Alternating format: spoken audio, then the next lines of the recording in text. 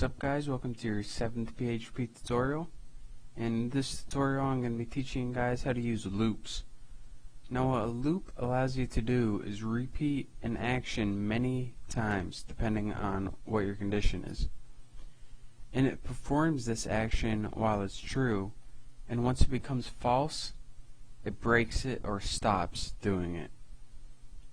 So let me just show you guys what I'm talking about. I'm going to go ahead and create a variable called num, which stands for number, and I'm going to set it equal to 1.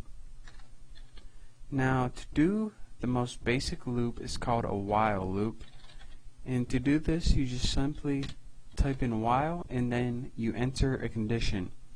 So I'm going to say while the variable num is less than or equal to we'll go 5.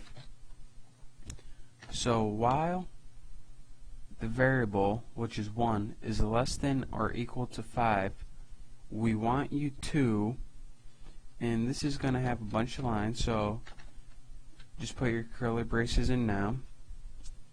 So while that, we want you to echo the number, so it's going to spit out the number 1 right now, and then we're just going to enter a break tag.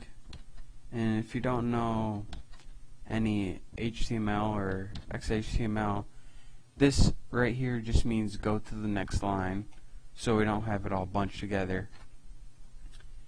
And then after that we want you to take the variable num, which we called it, and increase it by 1 every time.